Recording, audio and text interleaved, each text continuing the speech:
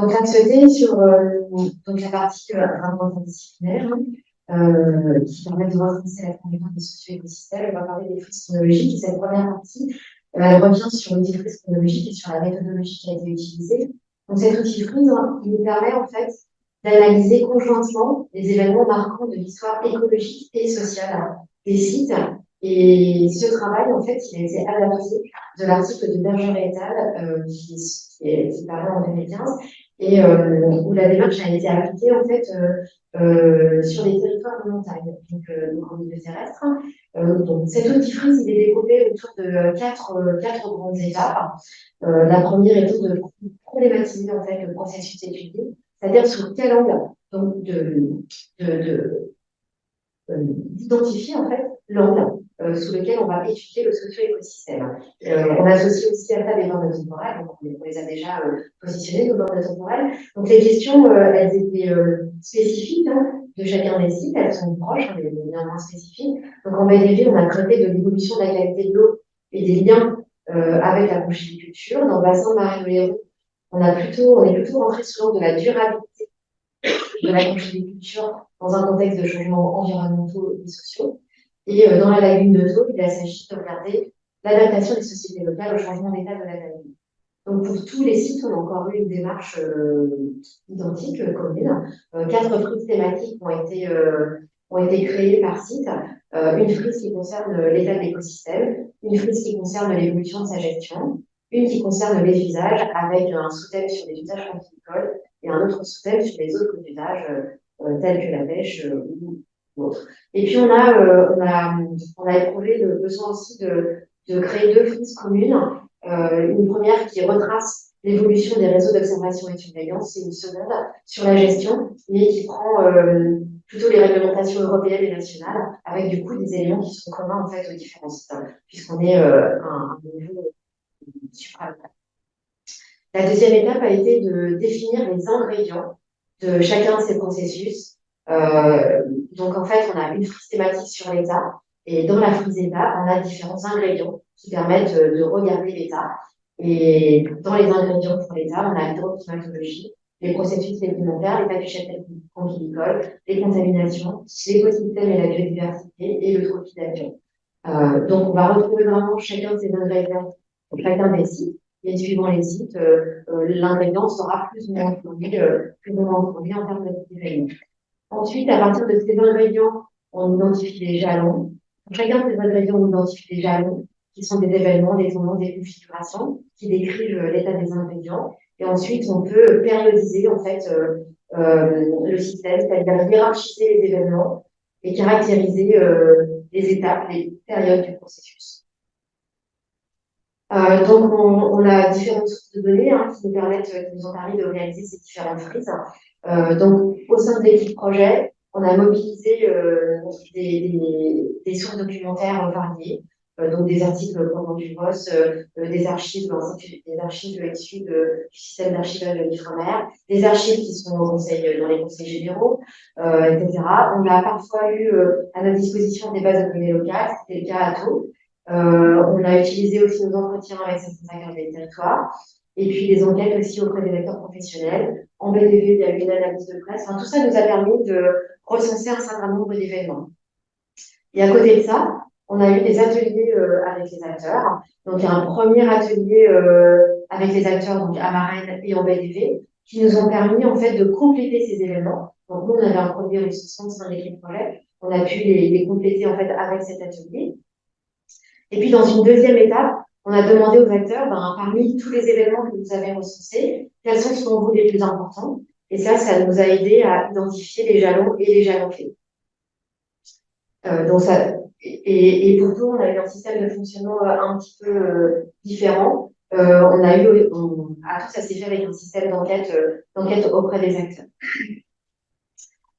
Donc, on va montrer ici j'ai tout affiché, je vais enlever les animations. Voilà. Donc, on présente ici un seul exemple, une frise qui représente l'évolution de la gestion pour le cas de la BDV. On retrouve en haut les différents ingrédients en fait de la frise gestion et on va retrouver on va retrouver du coup différents événements. On va juste, alors je vais le faire, non. Donc, on va juste retrouver certains événements qui sont créés, comme voilà, la création d'un impact naturel, la synchronisation. Voilà. Donc, on a une frise comme celle-ci pour l'État, pour les usages, pour la gestion, et puis une frise commune. Et puis deux frises communes que sont les réseaux et les réglementations. Donc, pour chacune de ces frises, en fait, enfin, pour chacun des sites, ces frises thématiques derrière, ces frises thématiques, on a des bases de données. Donc ici, on voit l'exemple de la base de données de Marraine-Oléron. Donc Marraine-Oléron avec les événements qui sont reliés à l'État, les événements qui sont reliés aux usages, et puis les événements qui sont reliés à la gestion. Pour la BDV, on a 99 événements. Pour le bassin de Marraine-Oléron, on a 114 événements. Pour la lagune de Thau, 118 événements. Et en fait, ces bases de données, c'est ce qui nous a permis d'alimenter l'outil Freeze, l'outil web en fait, qui vous sera présenté en tout début d'après-midi. Donc voilà, on va focus sur l'outil. Et puis, donc là, ces frises-là, elles recensent l'intégralité des événements, mais on a identifié des jalons et des jalons clés. Donc là, on a une méthode spécifique qui a été utilisée pour identifier les jalons et les jalons clés. Donc, on a d'abord, donc pour Marraine-Oléron, pour la VDV, on a d'abord donné un score aux faits marquants, donc aux événements qui ont été cités en fait par les acteurs et l'équipe de site. C'est du coup, je suis un peu perturbée. En fait, remplacer le terme de fait marquant par événement, pour qu'on soit cohérent avec le début de la présentation. Voilà, comme vous voyez, un fait marquant, c'est événement. Donc, on a d'abord donné un score, en fait, aux différents événements qui ont été cités par les acteurs. Donc, la session 1.1, c'est quand un événement a été recensé, on lui a donné un score de 1. Et quand cet événement, il a été recensé une deuxième fois comme un événement important par les acteurs, il a eu un score de 2. Et ensuite, on a du coup sommé de ces différents scores. Ça a permis d'identifier les jalons et les jalons clés. C'est-à-dire qu'un événement qui a été cité par au moins 3 acteurs du site donne un jalon. Et un événement qui a été cité par au moins 5 acteurs donne un jalon clé. Ça, c'est pour les deux premiers sites. Pour la lagune de Thau, c'est un tout petit peu différent. Donc, un événement qui a été cité par au moins un acteur a été un jalon. Et 5 acteurs, cités par 5 acteurs, et du coup identifiés par le biais d'une méthode d'analyse multivariée, est un jalon clé. Et en fait, juste l'ensemble de cette méthodologie pour la lagune de Thau a été publié en fait dans cet article dont vous retrouvez le DO ici.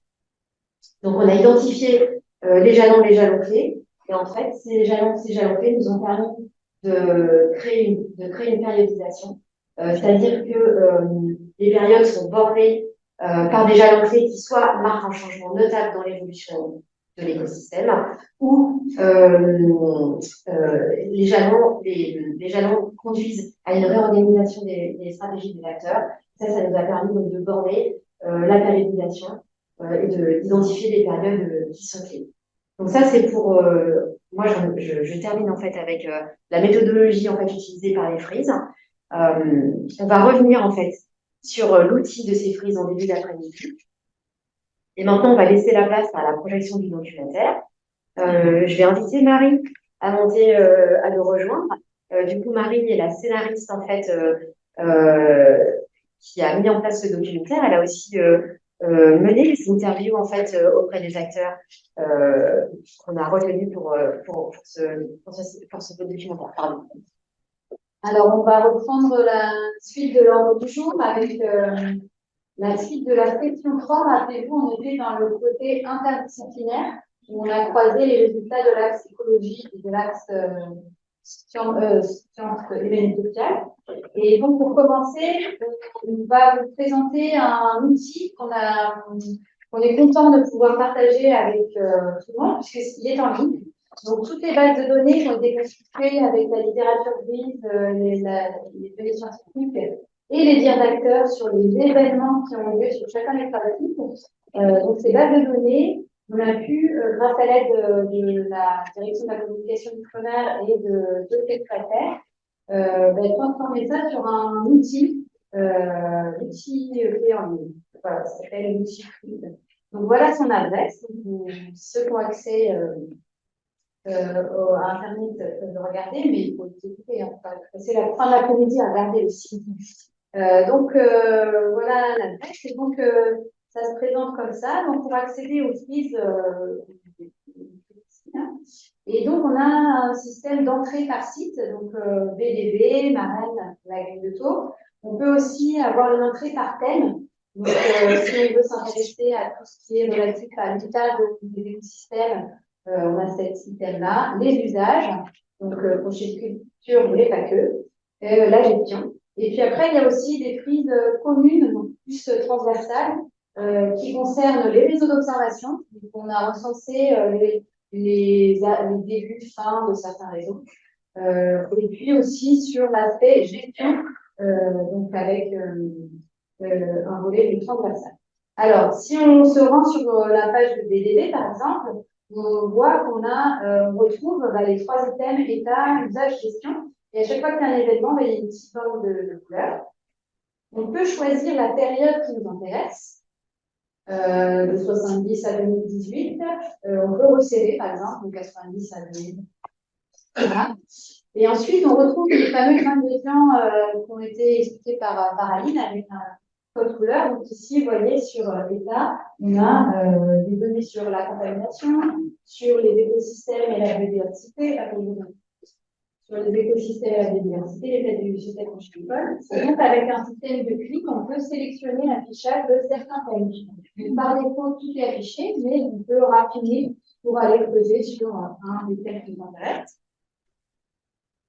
Alors, si je m'intéresse à la salubrité de la DDB, l'étude de salubrité, je clique sur un événement. C'est fait en 1980. On a un petit zoom et puis on peut avoir accès à une image et un lien par envoi vers un document qui relate, téléchargeable, qui relate l'étude de salubrité sur la DDB. Donc, c'est une base de données interactive. Alors, tout ce qui relève de la conchiculture, il y a un petit C qui s'est retrouvé. Donc là, c'était l'exemple de l'entrée par site. Si maintenant on veut s'intéresser à visualiser tout ce qui a fait l'héritage, eh bien, on a les trois sites l'un sur l'autre. BDB, Marraine de Leron, Agrico. Alors, qu'est-ce que c'est que cette prise commune, par exemple, les zones d'observation et surveillance? Ça se présente comme ça, avec les thèmes de réseau d'observation environnementale, sanitaire, conchilicole, zoosanitaire, et pareil, avec un système de clics, on peut en savoir plus, ça envoie vers la page web du réseau ou un document. Ici, c'est la prise gestion. Et une autre option qui est intéressante, une fois qu'on a fait cette petite sélection de tel ingrédient, telle période, et ben, on peut copier le lien de la prise pour pouvoir le partager avec quelqu'un d'autre. Voilà, le bilan de l'état de la DDB et de taux et de Marraine sur telle période. Donc, ça enregistre les paramètres qu'on a filtrés.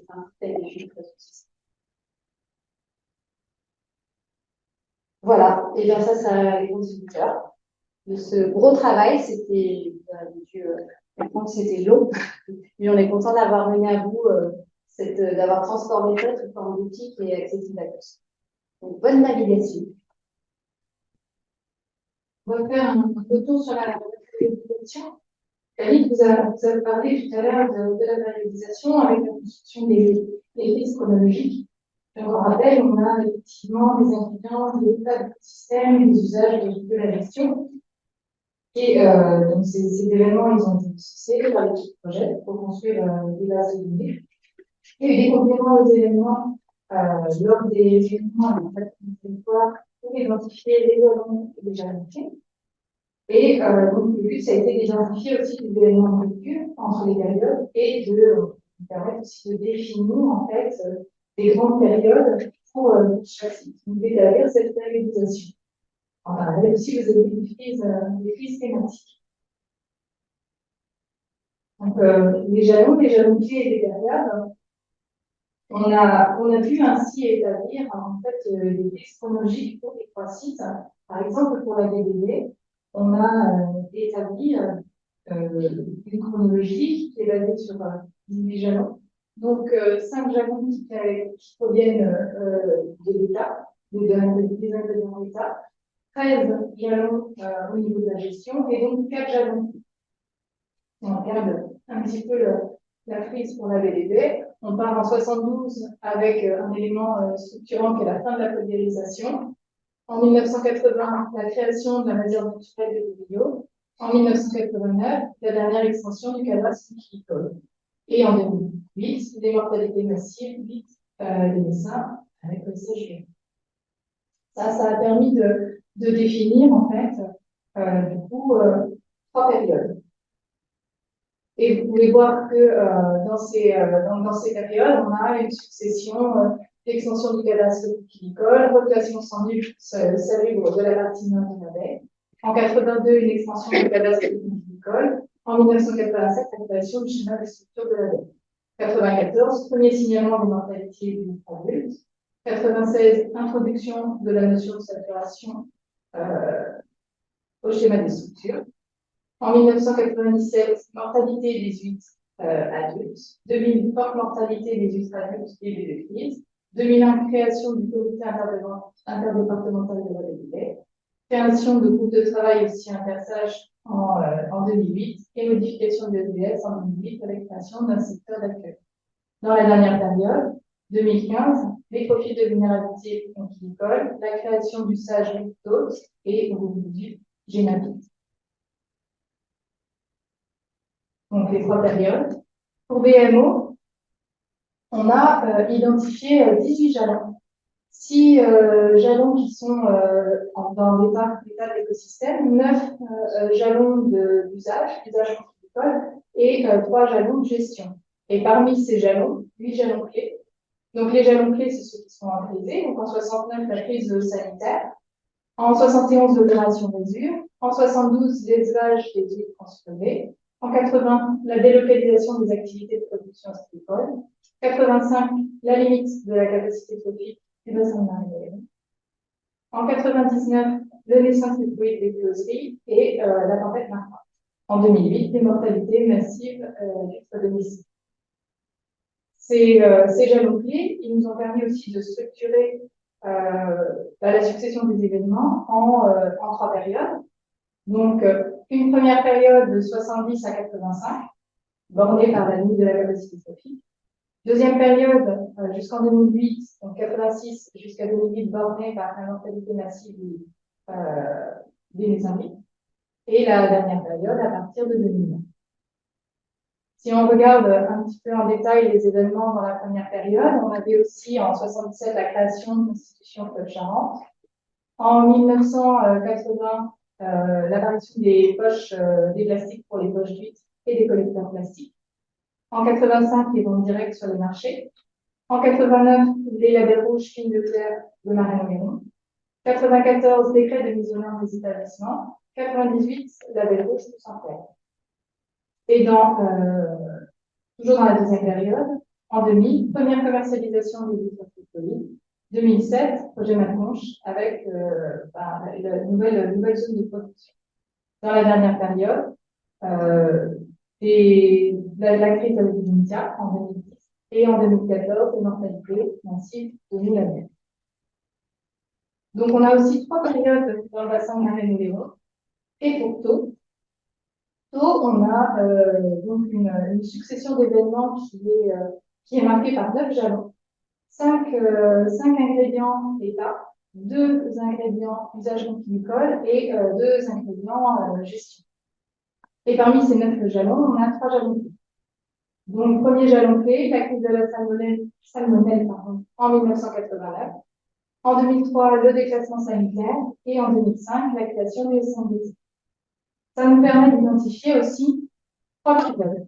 Donc, la première période de 70 jusqu'à 1989. La deuxième de 90 à 2005, bornée par la création de SMBT. Et la dernière période de 2006 à 2008. Si on regarde les événements jalons, on a le remembrement contre l'école, 70 à 72, le schéma de mise en valeur de la mer, en 1995, en 2003, et une maladie, 2006, une maladie, Et en 2008, mortalité massive des vitres de Messin. Et 2018, maladie et crise des hivers.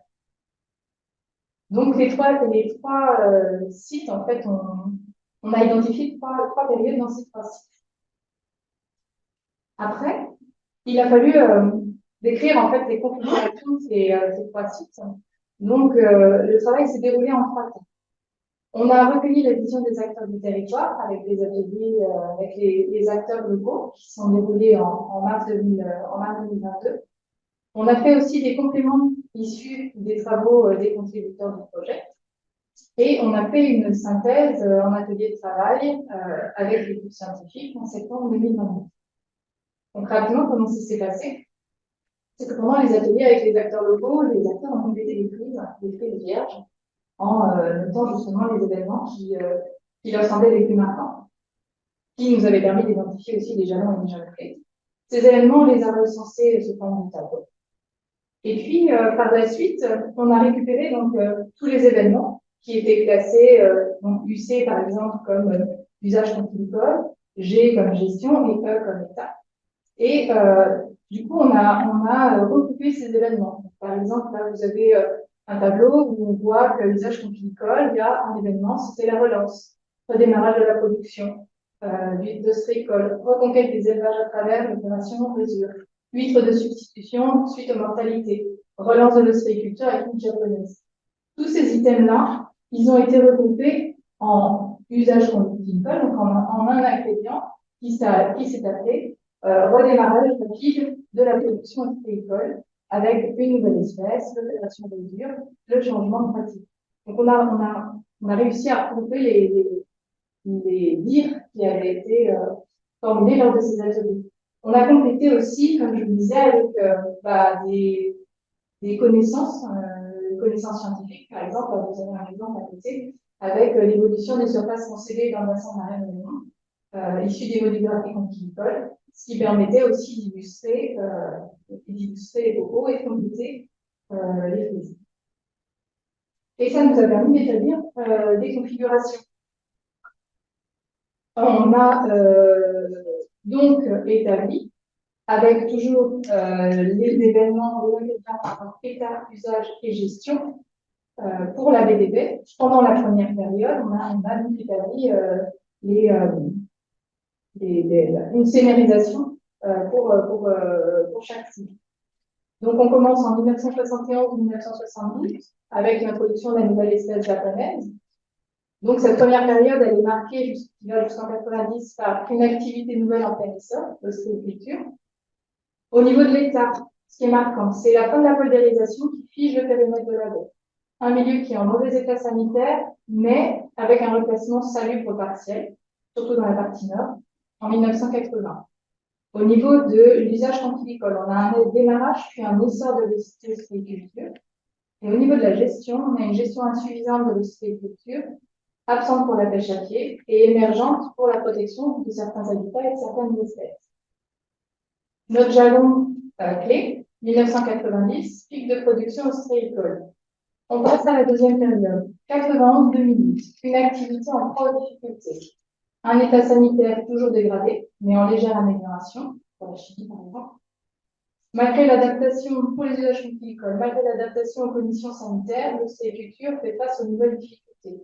Les densités en élevage excessive, et une mortalité d'huîtres adulte. Au niveau de la gestion, on a une gestion qui est compartimentée. La pêche à pied, l'ostréiculture, la gestion de l'eau, avec l'appui des scientifiques, notamment pour l'ostréiculture. Et on a une introduction de mesures de protection environnementale, figeant les vocations et le partage de l'espace. 2008, mortalité massive des naissances d'huîtres, qui borne la deuxième période et donc démarre la troisième période de 2009 à 2018. Face aux crises, quelles sont les adaptations? Quelles adaptations? L'état sanitaire est toujours fragile, une reconnaissance de la nécessité de protéger. En gestion, en usage conchylicole, adaptation des conchyliculteurs aux crises, posant multiples questions sur l'évolution de la profession. Et en gestion, on a la concrétisation de certains efforts de gestion de la qualité de l'eau, adoption de SAGE, et évolution d'une gestion intégrée. Renforcement des mesures de protection environnementale. Ça, c'est la configuration pour la DDE. À la même manière, on a mis en place des configurations pour le bassin de Marais-Oléron. Début de période 1971-72, introduction de la nouvelle espèce, huître japonaise. La première période, Marais-Oléron, 1970-1985, de la relance au pic de production. Au niveau de l'État, on a une qualité sanitaire du bassin qui est impactée par des polluants chimiques. On a des végétations qui s'installent, l'agriculture intensive et le tourisme de masse. Au niveau usage conchylicole, redémarrage de l'ostréiculture après l'adoption de l'huître japonaise, mais des densités en élevage qui deviennent rapidement excessives. Et au niveau de la gestion, une gestion sectorielle avec des premières protections environnementales. 1985, limite de capacité trophique du bassin, marque la fin de la première période et le début de la deuxième période. Deuxième période, 1986-2008. Élevage de l'huître amarraine se délocalise de plus en plus. C'est à cette période, donc la qualité sanitaire du bassin s'améliore, mais de nouveaux problèmes environnementaux et climatiques apparaissent. Des épisodes de phytoplancton toxiques, des mortalités, des tempêtes. Un paroxysme au type d'attention entre les agriculteurs et les ostréiculteurs pour le partage de l'eau douce pendant cette deuxième période. Au niveau des usages conchylicoles, des difficultés pour l'ostréiculture, saturation du bassin et des exigences de la grande distribution. Et des mutations du secteur, la délocalisation, la modernisation, les écloseries, les tutories et la mécanisation. En gestion, on aura les premières tentatives de mise en place d'une gestion intégrée et des nouvelles exigences sanitaires et environnementales. En 2008, mortalité massive de naissance, fin de deuxième période, début de la troisième période. Adaptation aux crises permanentes, mais à quel prix? Donc la dernière période, c'est 2009-2018. Au niveau de l'État, les pressions environnementales s'exacerbent, dégradation ponctuelle de la qualité sanitaire et baisse de la qualité, de la quantité de microalgues. Diminution du débit des peuples, mais abaissement relatif des tensions sur l'eau douce. Au niveau des usages conchylicoles, adaptation aux crises, stabilisation des volumes de vente du bassin, malgré la diminution du nombre d'entreprises ostréicoles et de la production nationale. Et en gestion, on a une gestion de plus en plus complexe, mais non intégrée à l'échelle de l'ensemble des bassins. Et pour Pau, on a un début de période 1971-72, introduction de la nouvelle espèce d'huître japonaise. Une première période 1970-1989, l'âge d'or des activités traditionnelles, malgré une qualité de l'eau dégradée. En état, qualité de l'eau dégradée, eutrophisation, contamination microbiologique et chimique, en lien avec une urbanisation en fort développement. En usage, on a triplement des surfaces ostréicoles dans un bassin historiquement exploité majoritairement par la pêche. Et enfin, en gestion, une gestion compartimentée par des activités de pêche, conchyliculture et urbanisation. En 1989, crise sanitaire due à la salmonelle. Fin de première période, début de la deuxième période. 90-2004. Priorité à la qualité de l'eau. La qualité de l'eau est en cours d'amélioration dans la deuxième période, malgré des acidités fréquentes liées à la température et des problèmes sanitaires et sanitaires. Au niveau de l'usage conchylicole, on a une poursuite de l'urbanisation des usages, poursuite de l'urbanisation et développement des usages récréatifs, mais les usages traditionnels de la lagune restent prioritaires. En gestion, on a les premiers contrats de gestion de la lagune avec une amélioration des systèmes d'assainissement. Fin de deuxième période, création du SMBT, structurant pour la lagune de Thau.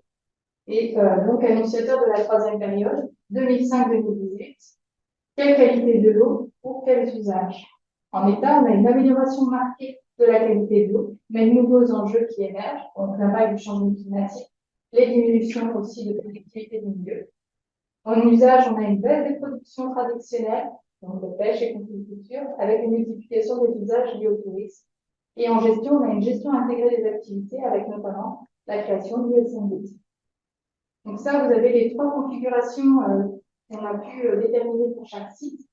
Et l'étape d'après, c'était effectivement de faire une dynamique des systèmes. Et là, du coup, je vais laisser la parole à mon collègue qui va vous présenter l'étape d'après. Merci Audrey.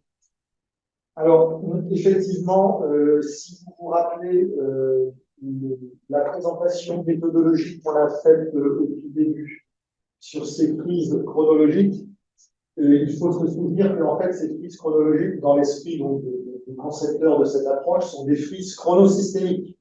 C'est-à-dire qu'on s'intéresse à la chronologie des événements, les tendances d'évolution, les changements de configuration dans un territoire, dans un site d'étude, pour comprendre la dynamique du socio-écosystème que représente ce territoire. Alors, à partir de là, les choses deviennent très compliquées quant à la question de savoir comment est-ce qu'on va représenter les liens dynamiques entre toutes les composantes du socio-écosystème qui vont expliquer justement les changements de configuration et donc au final la trajectoire de ce socio-écosystème. Dans l'approche de Bergeret, qui est celle sur laquelle on s'est appuyé pour faire tout ce travail de frise chronologique, chronosystémique, mais on s'arrête à l'étape de configuration. Donc, on nous dit simplement que, puisque vous avez travaillé sur l'ensemble des événements, vous pouvez ensuite construire des liens dynamiques entre ces événements. Tel événement, on peut en entraîner un autre, etc., etc. Mais cette manière de faire reste dans une vision justement du temps qui se déroule et ne permet pas de visualiser la manière dont est structuré et dont fonctionne le socio-écosystème à différents moments. Donc nous, on va privilégier à ce moment-là, on s'écarte, on s'affranchit de la poursuite de la méthode de Bergeret et al.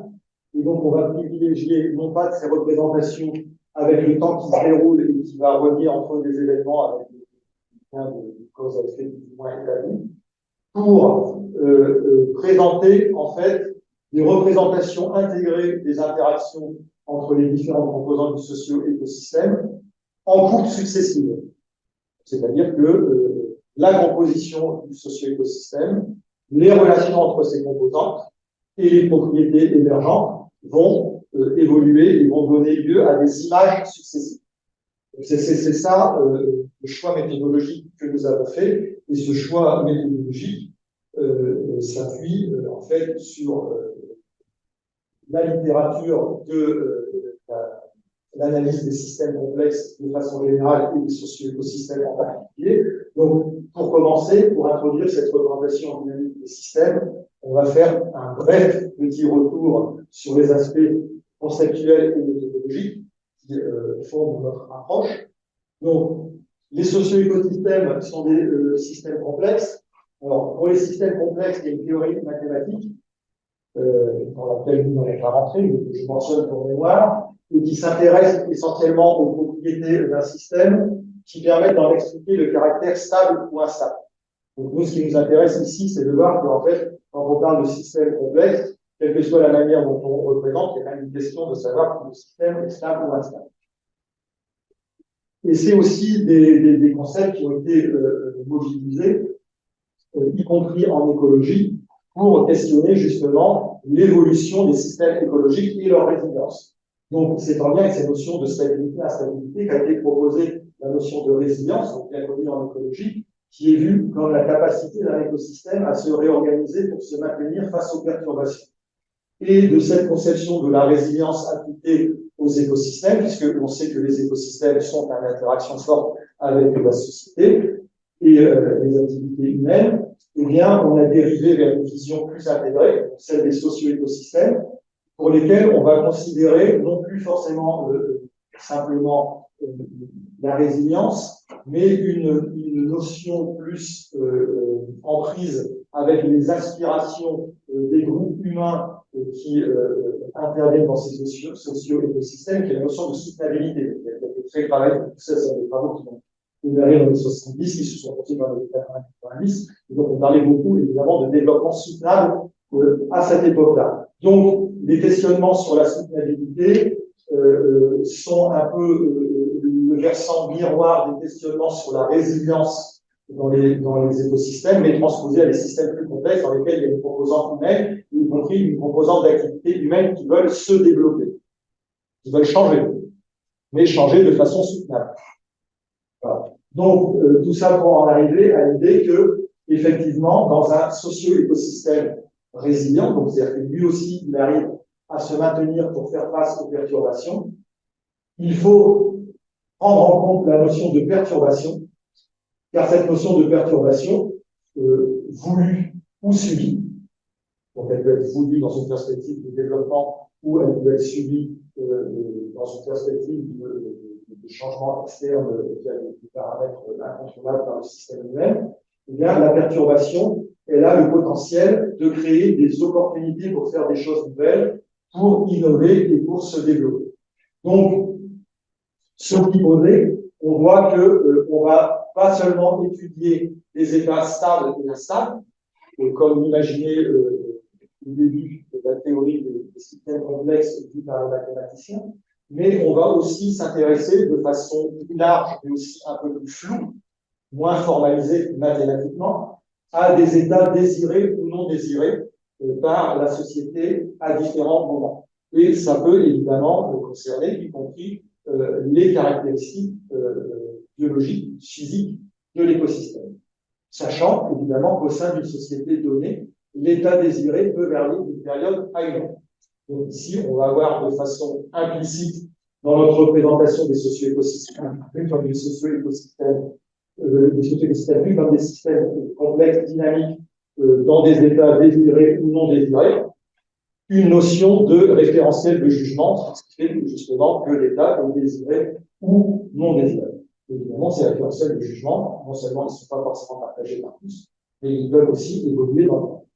Donc finalement, on est dans un univers, dans des sables mouvants où tout bouge dans tous les sens, mais néanmoins, on va quand même s'y risquer bravement en se raccrochant à cette notion que nous venons de mettre en évidence à l'issue de notre travail sur les frises chronologiques, qui est la notion de propriété émergente. Donc les propriétés émergentes, on l'a dit, je le rappelle, c'est des configurations dans l'approche frise chronologique, et c'est en fait les propriétés émergentes, ce sont les résultantes des interactions dynamiques entre les composantes du socio-écosystème et ces propriétés émergentes. Elles se manifestent au final par des états stables ou instables, mais aussi par des états désirés ou non désirés.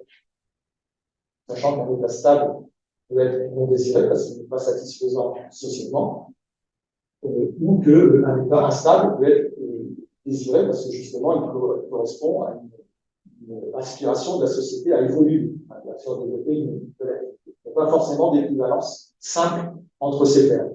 Parfois, on pourra raisonner simplement en termes de strictité. On va quand même essentiellement faire ça. Mais en réalité, derrière les jugements qu'on porte sur les propriétés émergentes, et y compris dans ce qu'on a fait sur les configurations, il y a bien des notions d'état désiré ou non désiré.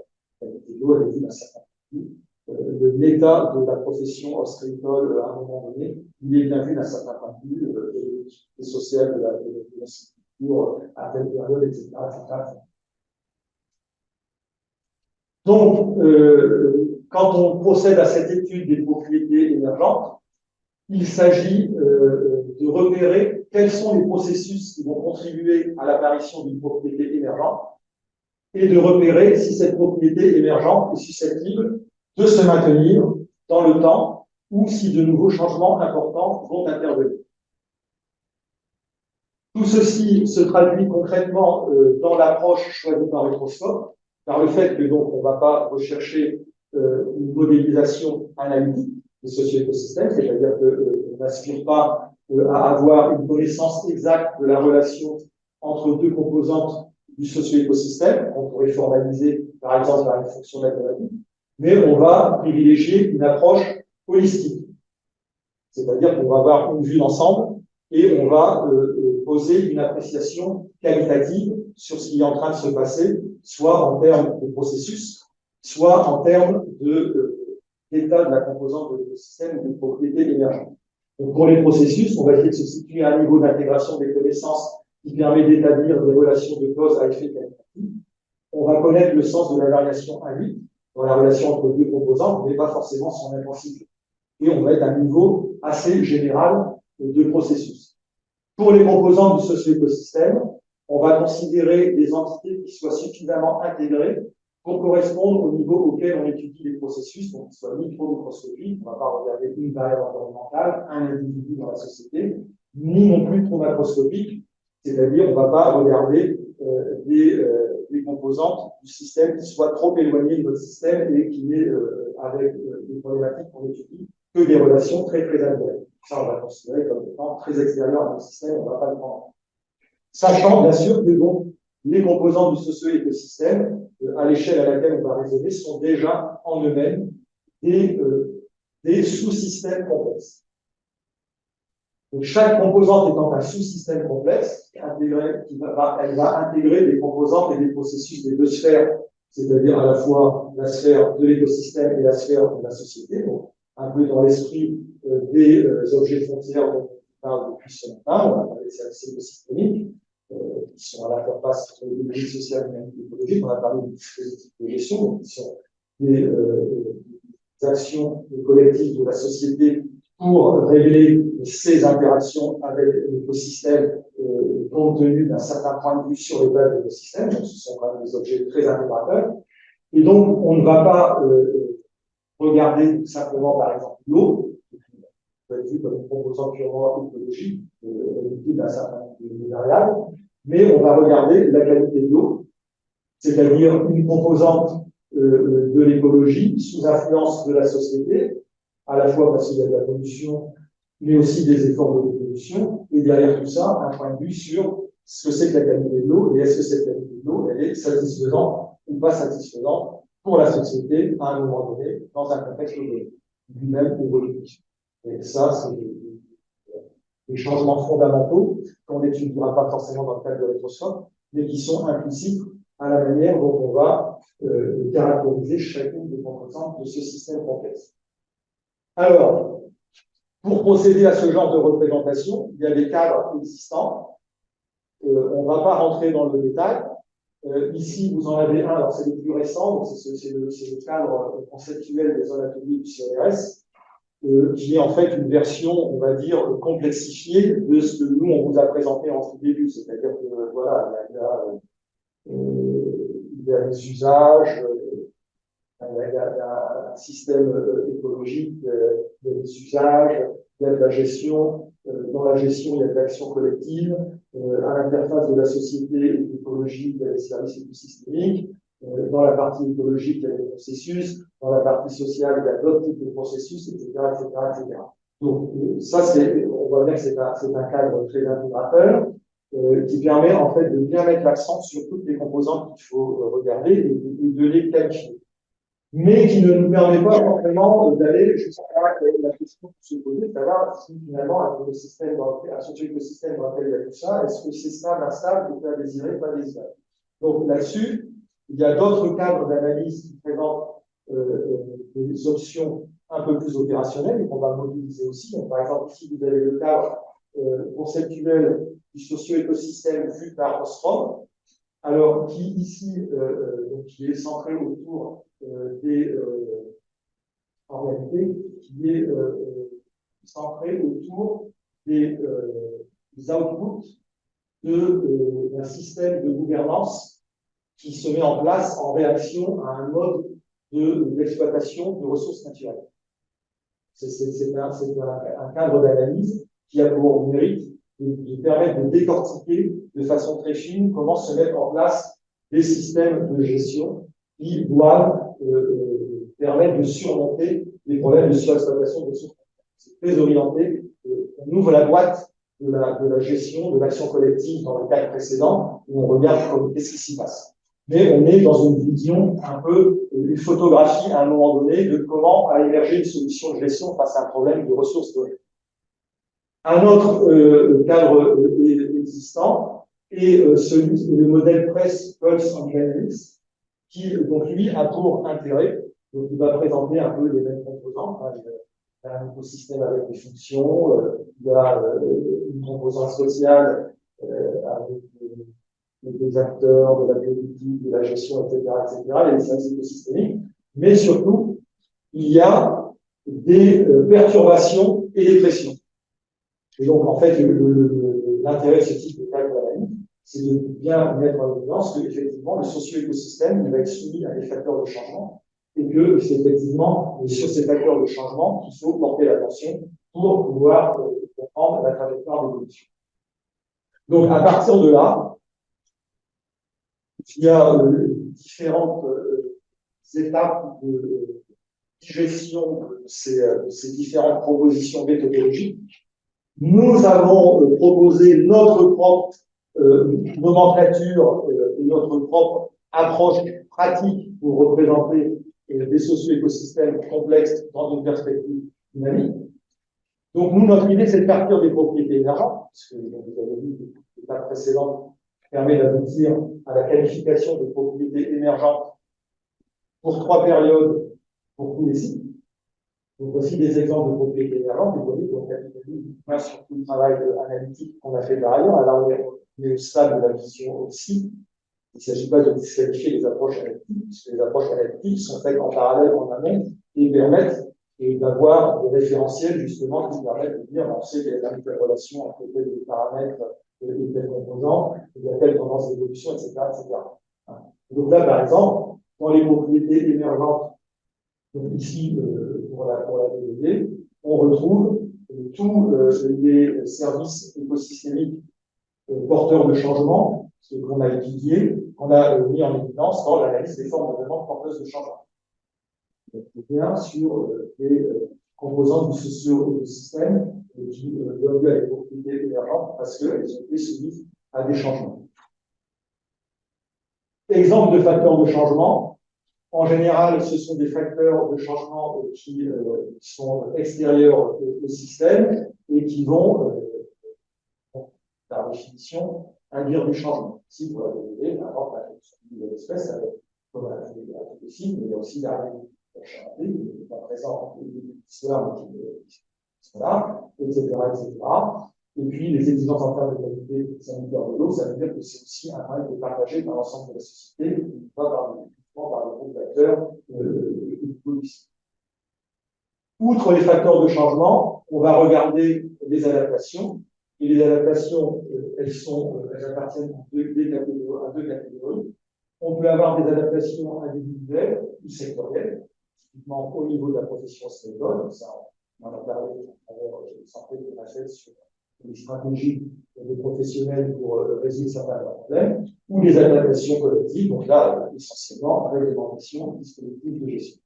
Et enfin, dans certains cas, on pourra mettre en évidence le rôle que joue tel ou tel groupe d'acteurs particulier, parce que on apparaîtra que c'est une position, une revendication, une action précise d'un tel groupe d'acteurs qui a une influence déterminante sur l'évolution du socio-écosystème. Et on va faire dialoguer toutes ces composantes avec une repère. Alors, c'est la dynamique des systèmes, à la fin, c'est toujours ça, c'est des boîtes reliées entre elles par des flèches, avec un sens de variation positif ou négatif. Donc, par convention, dans l'approche en dynamique des systèmes, quand une composante est reliée à une autre par une flèche indiquant plus, ça veut dire qu'une variation positive de la composante de départ induit une variation positive de la composante d'arrivée. Donc, ici, notre composante de départ, c'est de dire qu'en VDV, la qualité de l'eau est mauvaise. Donc, plus de mauvaise qualité de l'eau égale plus d'exigences en termes de qualité sanitaire de l'eau. Plus d'exigences en termes de qualité sanitaire de l'eau, plus de réglementation sanitaire. Plus de réglementation sanitaire, moins de mauvaise qualité de l'eau. Voilà, donc ça c'est par convention. Donc, il ne faut pas se fier au plus au moins pour savoir si c'est positif ou négatif d'un point de vue du jugement en termes d'état désiré.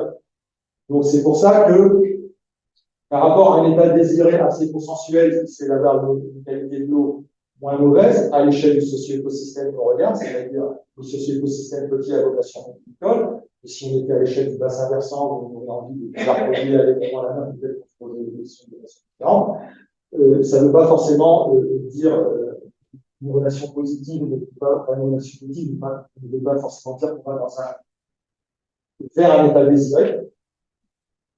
Mais là, en l'occurrence, la réglementation sanitaire qui va diminuer la mauvaise qualité de l'eau, elle va bien dans le sens d'un état désiré. Dans ce cas-là, on va la laisser en vert. Inversement, si elle n'avait pas allé dans le sens de l'état désiré, on aurait laissé une relation négative, mais avec du rouge. Pas dans le sens de l'état désiré. Voilà. Et alors, dernier élément, c'est que, évidemment, la composante de l'écosystème, elle va être dans un état plus ou moins stable, plus ou moins instable. On va donc dire qu'elle est instable, en stabilisation ou stabilisée. Et ce qui va faire qu'elle peut revenir après avoir été dans un état instable à un état stabilisé ou en voie de stabilisation, c'est la mise en place de boucles de rétroaction. Donc ces boucles de rétroaction, par convention, on va dire, lorsqu'elles sont effectives, mises en place et efficaces, c'est-à-dire qu'elles atteignent les objectifs qu'elles se sont fixés, on va les mettre en vert et on va dire que c'est une boucle de rétroaction effective et efficace, ramenant à un état stable ou désiré. Si la boucle de rétroaction est effective mais pas complètement efficace, on a mis en place des choses mais ça n'atteint que partiellement les objectifs, on va laisser en orange. Donc ça veut dire que là, grosso modo, on va rester sur un état en voie de stabilisation, mais pas un état désiré, pas un état stable. C'est typiquement l'exemple qui est mis ici. On a mis en place une boucle de rétroaction, mais on ne résout pas complètement la question de la mauvaise qualité sanitaire de l'eau. Donc la boucle de rétroaction, elle est effective mais pas complètement efficace, elle reste en orange. Et pour finir, nous avons le cas où la boucle de rétroaction, elle est effective, mais inefficace. C'est-à-dire que on a fait des choses, mais ça marche pas bien. Et on a quand même des cas pas extrêmement nombreux, mais pour tous les sites, on a à certaines périodes des cas où les boucles de rétroaction sont mises en place et ne marchent pas. Alors, parvenu à ce stade des explications méthodologiques, on s'aperçoit qu'il nous reste peu de temps pour dérouler un cas d'étude, ce qui est un soulagement pour tout le monde, parce que dérouler un cas d'étude est quelque chose de littéralement effrayant dans ce type de représentation. Je le démontre tout de suite. Bon, alors, ça c'était une petite parenthèse. Mise en application. Donc, on a travaillé avec les acteurs. On l'a déjà dit, mais c'est surtout pour les configurations, mais aussi pour les facteurs de changement et d'adaptation, pour bien se mettre d'accord sur ce qui était les facteurs de changement et d'adaptation indépendants, et les relations entre composantes du SES et les boucles de rétroaction. C'est du travail en équipe de recherche sur base documentaire et des analyses qu'on a conduites par ailleurs, donc je dirais de l'approche analytique qu'on conduisait en carrière. Mais évidemment, donc si on applique sur un site, donc on va aboutir à des représentations assez complexes et je vais passer rapidement sur un exemple, problématique sur l'exemple de l'analyse du taux. La problématique du site, on repart de la problématique, c'est la durabilité de la culture dans un contexte de changements environnementaux et sociaux. Chaque site a des problématiques un peu spécifiques. Et donc, on a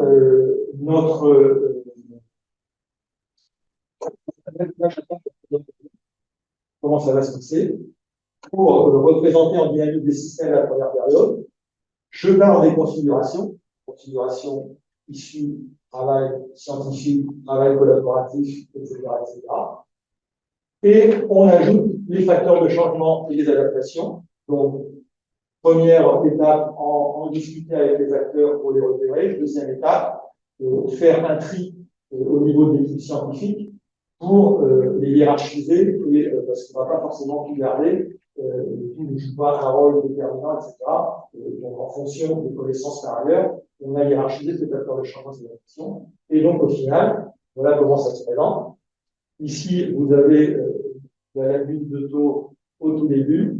C'est l'âge d'or des activités de pêche au tout début. Il y a la coopérative des 5 ports qui agit normalement positivement ici pour cet âge d'or, et aussi pour l'expansion de l'activité conchylicole.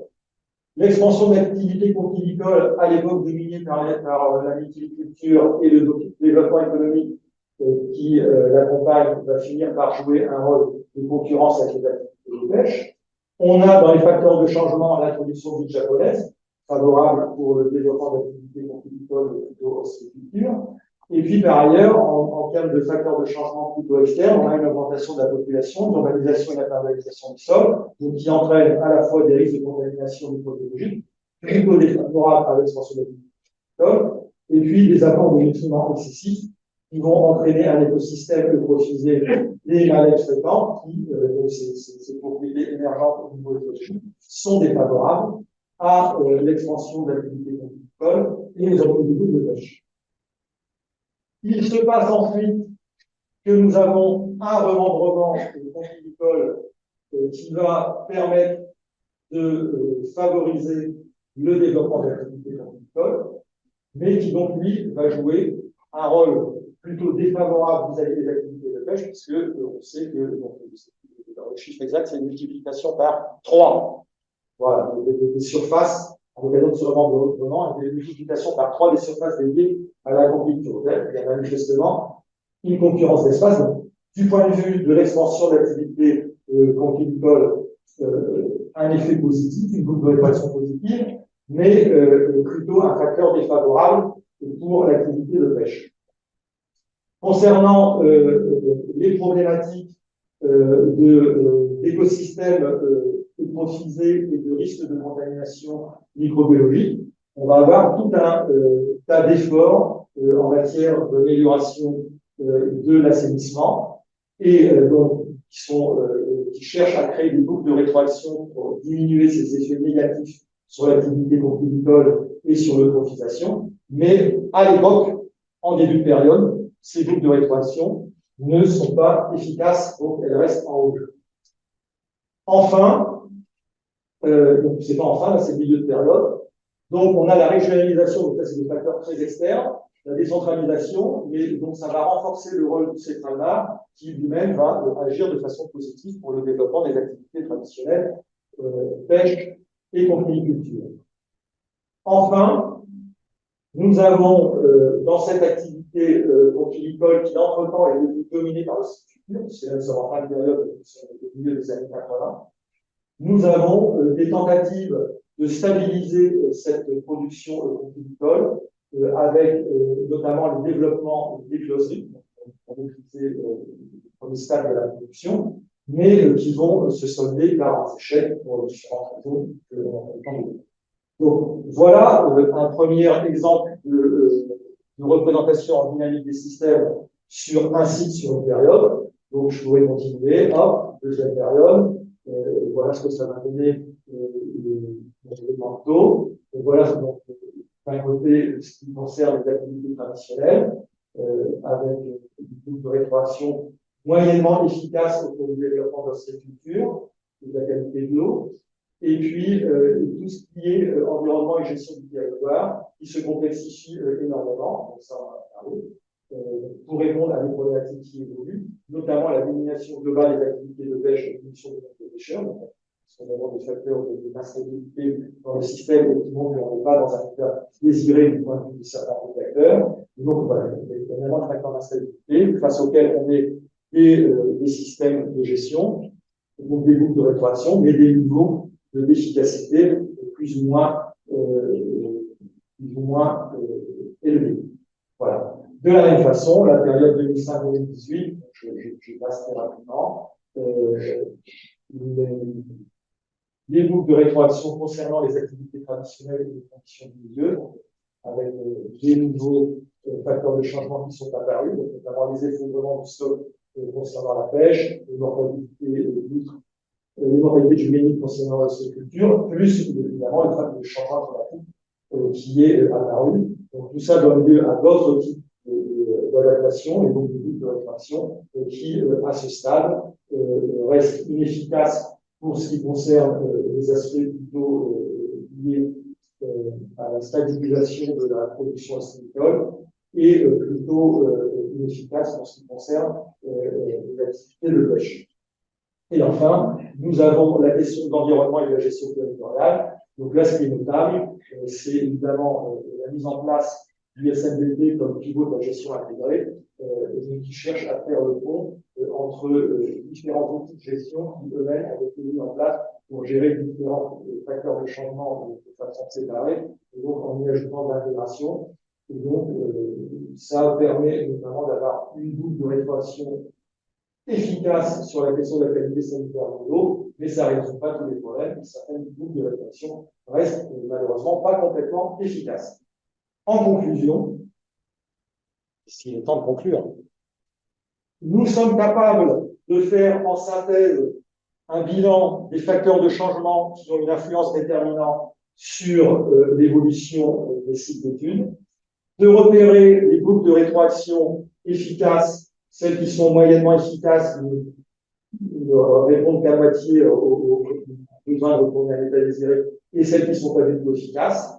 Et donc, le bilan global, c'est que pour les 3 sites, on a une augmentation des boucles de rétroaction en nombre, tout simplement, qui est il y a une complexification de la gestion parce que les problèmes se multiplient. On ne sait pas qu'ils se multiplient, en fait, c'est qu'ils s'accumulent parce qu'en fait, les précédents n'ont été résolus que partiellement.